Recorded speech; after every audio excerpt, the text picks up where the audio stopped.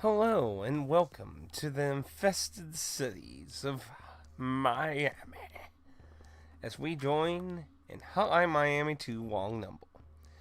Now, when this was first announced way long ago, I remember them advertising it was a sequel made for the people who wanted more, but it would be disappointing or something. I couldn't really find evidence of stuff prior to its launch. Honestly, it's such a tricky to find stuff like that. But I do remember something like that. Man. So Long Number is a direct sequel story-wise to Hotline Miami 1, and it is vastly longer too. But is it better? Is it better? A lot of the basic elements are still here, how you move, fight, and shoot and everything. A lot of the elements are still the same, but there are some new changes. First thing, there are many characters.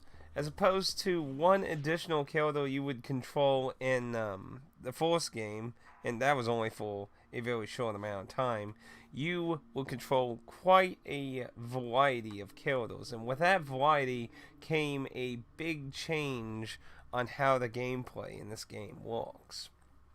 But I'm getting ahead of myself. So first, let's talk about the story. The story is a jumbled mess, and not in a bad way. It's purposely made to be confusing by jumping around in the timeline between the different people's perspectives to make you confused on what's going on and forced to have to think on the order of events to understand certain plot points of the overall series and what's going on with the individual characters you're playing with.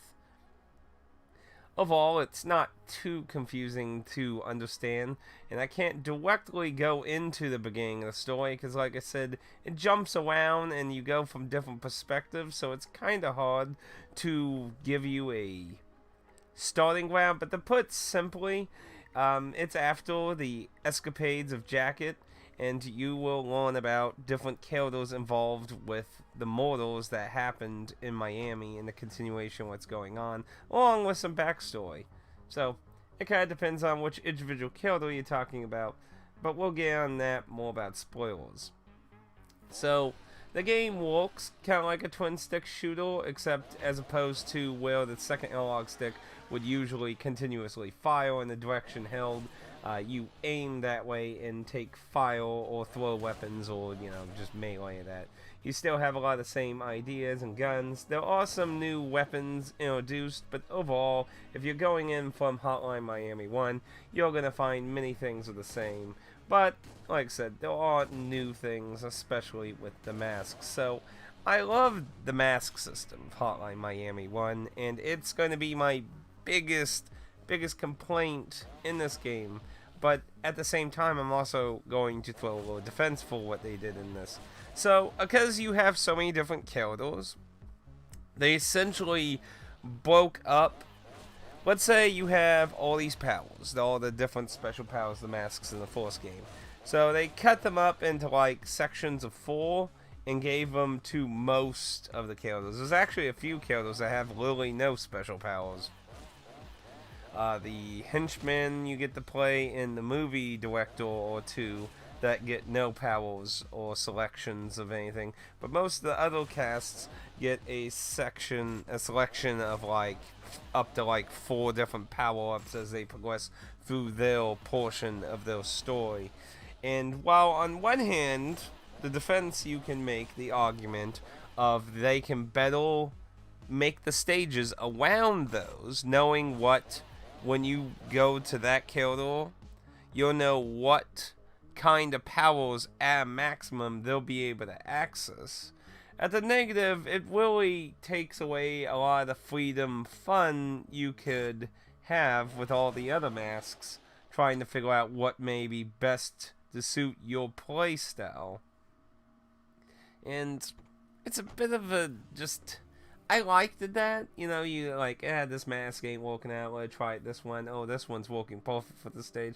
Now, like I said, the criticism you could say tightly or better made stages, because you could argue certain stages in Hotline Miami 1 don't benefit from certain masks than others. And that argument is a fair argument to make against Hotline Miami 1, but I personally enjoyed the freedom of finding masks and using them. I mean, in a blind playthrough, you just kind of have to figure out what particularly works out for you. But you could argue better structured levels in the case of Wrong Number.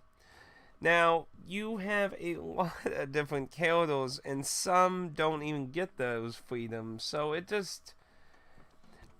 feels like an odd element in the game to me. Some people might prefer it, but I prefer one system. Now, is that to say it's bad? No. Many of the familiar powers from the first game have been split up into different character stories. And some were also kind of lazy, as one particular character essentially just has gear that are powers of other characters' masks that are already in Wrong Number, which felt not as special for that particular character, and I'll get in that when we talk about the different character arcs that are in Wrong Number. That'll be in spoilers, though. That one will have to be a spoiler. But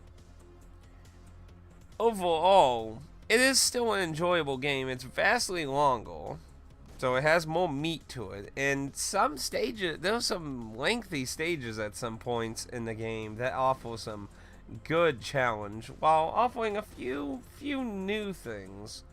Just a few new things. But overall, it just really builds up on the original.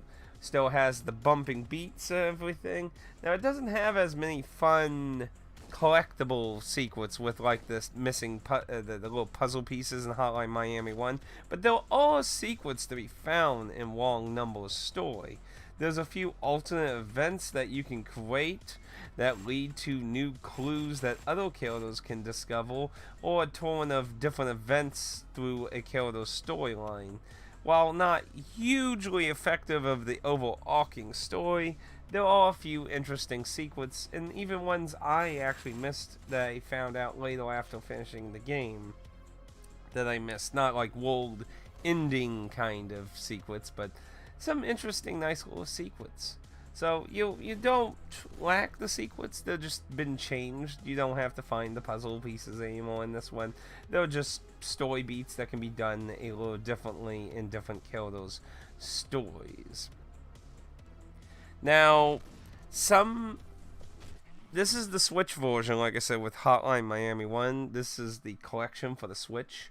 And one thing I criticized with Hotline Miami 1 is that you can't change the controls in the game. Now, in 2, they actually gave you not only simply the ability to change all the control buttons, you can do it on an individual ability/mask basis. So every character and their individual masks, if they have masks and powers, can be completely changed up on an individual basis. It really kind of reminds me of Overwatch in that sense, how you can completely have a different control scheme based on each character and their powers. A very nice change. Personally, I didn't need to change any of the controls at that point. At that point, I had gotten used to the basic scheme that Hotline Miami 1, so while I did actually want to change a few buttons back when I first started playing Hotline Miami 1 on the Switch, I had gotten used to the default layout, so I didn't necessarily need it anymore. It's kind of a shame they didn't retroactively add it into 1. Could have been a coding issue, could have just been lazy.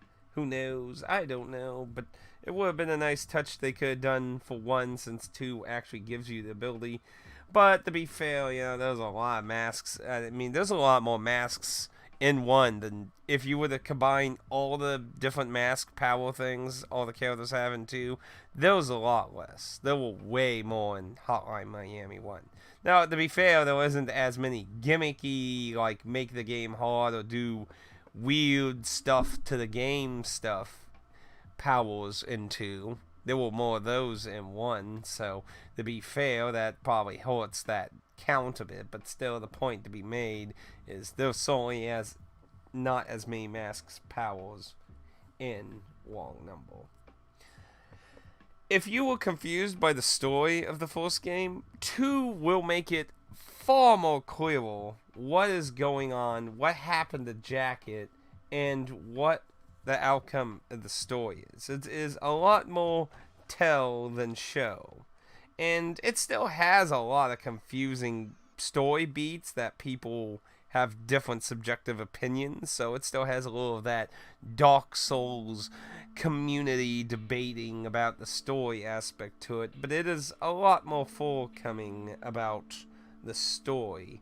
You just have to kind of put together, because like I said, each character is hopping around different times, before, after, and such, so you kind of have to put the dates and when they happen together, but you can still get a general idea of the plot. I did enjoy Hotline Miami 2 Wong Number, but I have to say, when it comes to gameplay, I found the first game vastly better, even though the first game is shorter. So 2 was more enjoyable for its cast and expansion of the story, and it's just more of the game. But I really feel like the first game is a much funner experience in its arcadic design, but you still get a lot of that fast, quick, mortal things. It feels like 2 focuses a lot on more story, and that's not necessarily bad. I really actually enjoyed the story, but it was at the sacrifice of how the mask system was in Hotline Miami 1. Because it would have been weird having so many different characters and having access to like all the masks, even when certain characters' powers don't derive from masks. Most of them do, but there is one specific character who doesn't get powers from masks, but from objects. And like I said, that's a spoiler thing. They go into that character as a spoiler. But if you really like the first one, 2's more and more. If you liked the mask system, you're probably going to share a similar disappointment. But if you feel like a lot of the masks were hard to use because the stages were too broad, then maybe you'll feel that 2 is more tightly designed better around a smaller selection of powers per each character.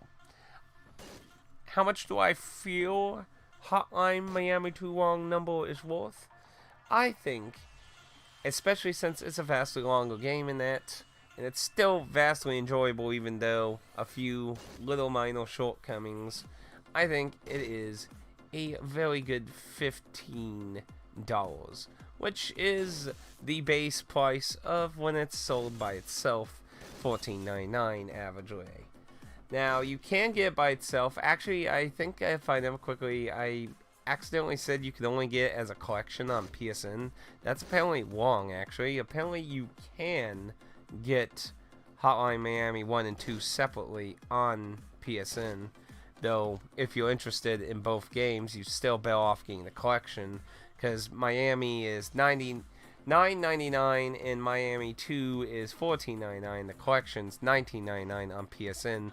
And if you're coming into this from my Miami 1 review, you will know that is a strange price point when on Microsoft Switch and that the collection is $24.99. But for some reason it's $19.99 on PSN. So it just kind of depends on where you want to go on that. So I think it's definitely worth what it was priced at. Hotline Miami 1 I consider a superior game in its gameplay, but Miami 2 vastly improved, a lot more story beats, understanding with the story, and I did really enjoy jumping around different people's perspectives. So it's a case of both games have shining parts in them, but they also have things that overshadow the other game. So they're both great games in their own right, and the collection is definitely worth getting in my opinion. Whether it be $29.99 or $19.99, I think it is a good value either way. If you want to get what I got in physical form, because those were all the digital prices and what I thought it was worth, you're looking at few choices right now. On the upside, Hotline Miami 1 and 2 did get announced for PS4 as separate games, not a collection, which is odd considering the collection is on PSN, so they obviously could have done that. So it was really, really, really, really, really strange for them to not do that one. My thoughts would be they wanted to get more money, but I guess what can you really do on that? That was something that was obviously their call. I gotta say, it does feel kind of scummy.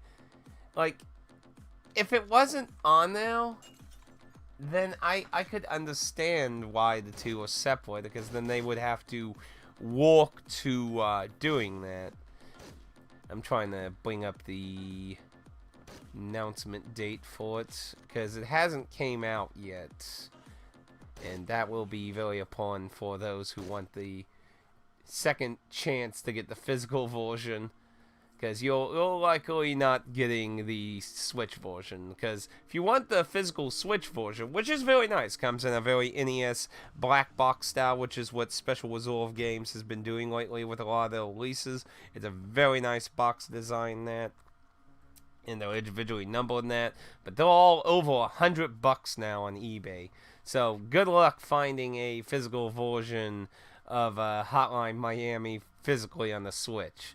That's a hard price. I always say, like, paying for a game over $100 is a really freaking hard sale. If you want to try for the PS4 copies, there's only going to be 1,000 copies of Hotline Miami 1 and 1,000 copies of Wrong Number 2, or Hotline Miami 2 Wrong Number. 1,000 copies each. They're going to be available on August 25th. If you want more details like time and that, go visit Special Reserve Games, whether on Twitter or the website that for more details. This probably will be the last chance to get them for this console generation. Vita's, dying out in Asia now, and every other country you can't make Vita carts anymore, so there's no hopes of that. Xbox still has not done any limited stuff, so I wouldn't be surprised if, like, next generation, I'm definitely going to wonder if a lot of these companies are going to stop re-pumping out these games in the limited capacity again on next-gen platforms. I'm actually curious to see that. I wouldn't be shocked if we did, so there could be a chance of that, but for the time being, until that may happen, this is going to probably be your last opportunity to get Hotline Miami physical. Now, as far as I know, they haven't said what the price point.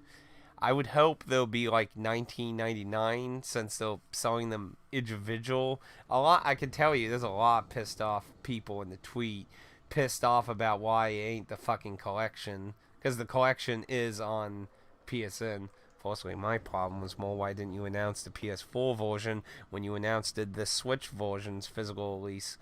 Because I would have actually had the PS4 version, but no, it's been months later and then they announced it. Trying to get those double dipples is what it seems like to me. I actually even mentioned that, and I'm not trying to be mean to them. I'm just trying to make them understand,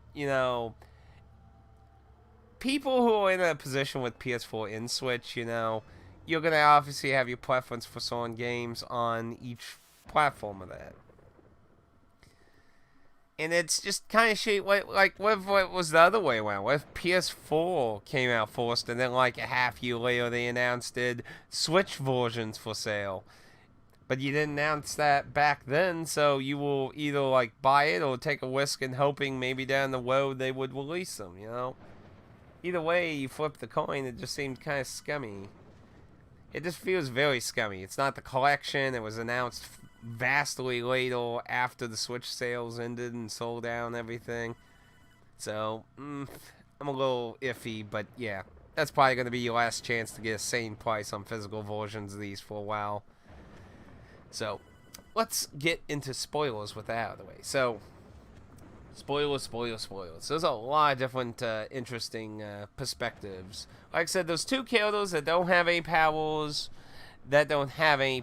Well, technically, Pardo doesn't really have any special power. Well, he kind of does, but not to the extent that you would probably be thinking. So, two characters that don't really have anything special to them, the Director and the Henchman. They just play out like regular people. Pardo is a detective that you play as, who's trying to track down a serial killer while all the events of the mass murdering is happening.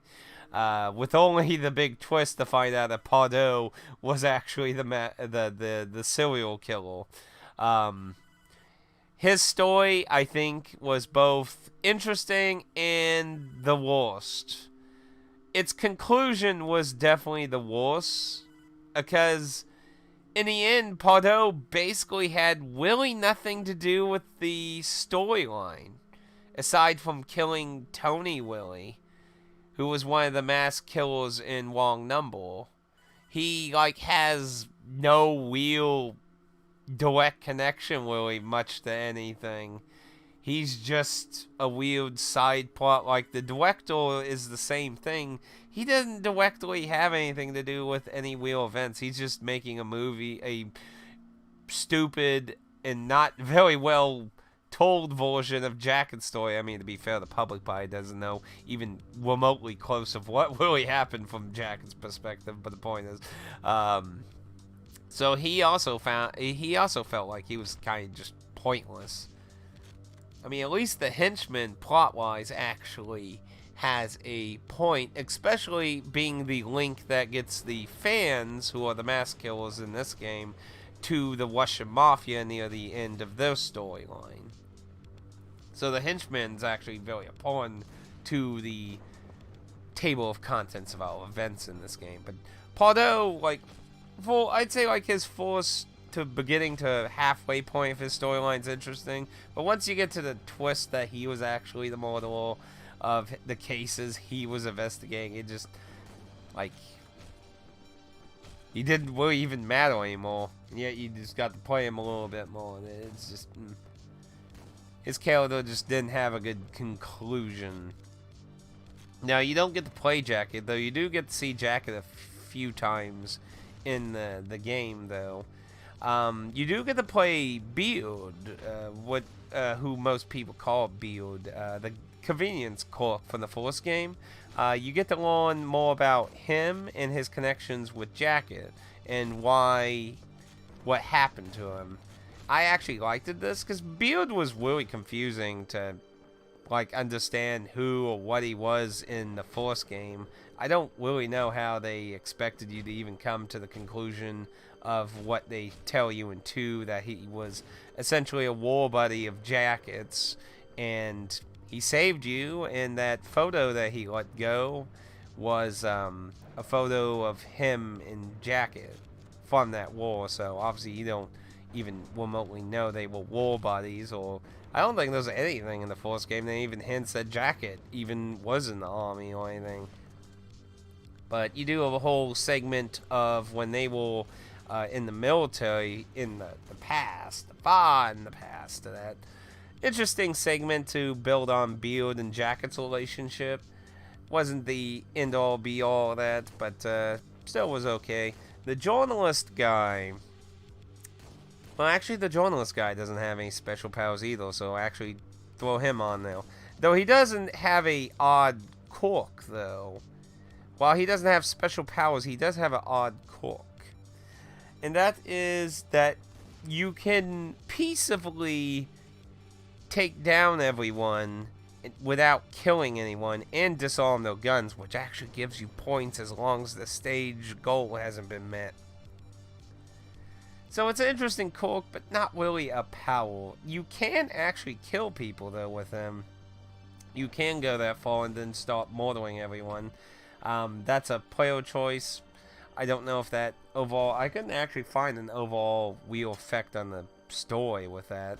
But the journalist does have a number of the alternating paths. A secret scene where you can meet Biker that I didn't even know. I didn't find that. You can change his story, whether he finishes his book or gets back to his family, which changes a small scene in the game, just a small, nothing too big. He's the one who has some of the most minor changes to his story in different ways. Now, the fans, the masked vigilantes of this, or the main group, there is another vigilante mask guy, but the fans themselves are a group of 4, or actually 5, but player-wise, they're 4 characters you get to play as. One of them is a unique, probably the most unique character, actually, because it's actually a duo team. Even though you directly just control one's movement, the other follows, you get to control their shooting, one with a melee, one with a gun. The other 3 gentlemen in this group, one has dual-wielding machine guns they get to use, and then they can just act like a normal character. The zebra masked character can do walls that can dodge things. And Tony. If you remember Tony is a very OP mask in the original Hotline Miami. And in Long Number, they basically nerfed it. It's still a pretty good mask, don't get me wrong. But having the power to punch basically everything in one hit and have access to all the guns and throwing and that kind of made it very overbearing, so they took that away. You have instant killing punching, but you do not have access to being able to pick up weapons, so he still can be pretty powerful killer in the right hands, but they did nerf him. But with these 4 combined, with those stages, you basically pick which character you want to control, even though you're still technically picking the mask, but, you know, it's forcibly put on a particular character. I think that wasn't too bad of a way to actually do about them. I think if the fans had some more masks as opposed to the one individual mask each character has, I think I would have had a less complaint about the mask system in 2 over 1. Because the fans are a decent chunk of the game, not all of it. But I think it would have been nicer if they had some other variety of masks. But their story mainly involves continuing killing more Russians and stuff, but not as a direct connection towards the ones who were actually doing it. They're copycat killers, essentially. They were also mainly the focus of a lot of the early reveals of the game, too, if I remember correctly, being directly compared to the fans who wanted a sequel. They were supposed to be kind of a metaphor from how I understand that. Then you also get to play as the actual the Russians, the Russian henchmen, and the new Russian leader, who's the son of the previous leader that Jacket killed. You'll get to play some events from his perspective. Now, the thing that I didn't like about the Russian boss, he doesn't have masks, which, I mean, that's fair. I mean, it wouldn't make sense for the Russian guy to randomly be wearing masks when they've been murdering them. But, his toolkit is essentially other mask powers. One of them gives him Tony's power. He gets 2 machine guns. He can roll. So, it's just borrowing other powers and attaching them to random items. And it just... I just felt like that was a bit of a cop-out. Didn't make him as unique. He just had other characters' toolkits available, basically, and it just... I enjoyed the story beats with the main story beats, or through the fans and the Russians, with everyone else being more minor things going around them. But the main mission stuff, the hardest, the longest, the quote-unquote in-mission stuff revolves around their plots. Now, a unique character in the story sense, Jake. So Jake was actually one of the dead people in Hotline Miami 1, where you got the Jake mask off, and you get to actually play this character in a few missions in 2. And he actually oddly finds more information about the people who are doing all these send you on a mission to kill Russians shit, and that opens up some more plot information from his perspective. And like the journalist, Jake is also one of the characters that has some alternate paths. There's two ways his story can end, and they can also affect the journalist's story with more information based on which of those two you get, and a certain action you can do during one of those. Again, a fun little side thing you can find through either replaying or just messing around with the game. But Jake doesn't, as an individual, add a whole lot into the story. He mostly just builds upon the speculation of who was behind killing all these Russians and the phone calls and stuff. In general, I think that's pretty much covers all the killers, I believe. Oh, wait. I forgot Witcher. You do get to play a few segments as Witcher, the Rat Mask guy in Hotline Miami 1. How could I forget Witcher? What a terrible person I am. Witcher doesn't really get any particularly special powers of his own. He essentially just has his basic. He doesn't even get to start with the Silence Uzi like he did in the Hotline Miami 1. He just gets to act like a generic killer. So another killer with no special powers, actually. So another one on there. So I hope maybe after going over all the killers, you can kind of understand why the mask thing was kind of a complaint to me. Like I said, I don't dislike the game. It was still vastly enjoyable. I liked a lot of the killers and everything. I just feel like the gameplay took a bit of a step back when it came to your toolkit customization. I like having a lot of that freedom most of the time, so. But that is a very subjective complaint, to be fair. It's not a clear-cut, this is bad regardless of who you are complaint. It's a subjective complaint. Either way, the game, I still really liked it, and I definitely recommend playing it. If you've only played the first one, I wouldn't take my complaints too hot, as in the sense that you shouldn't play the game. I still think it's very worth your time to check out. And those are my thoughts of Hotline Miami 2 Wrong Number. I think it's worth checking out, especially if you enjoyed the first one. It's a lot more of the same, with more content, bigger draw on the story and everything. But if you want a physical copy, good luck with that. Keep an eye on August 25th for those PS4 versions. That's probably going to be your last bet on getting a reasonable price. Just a FYI.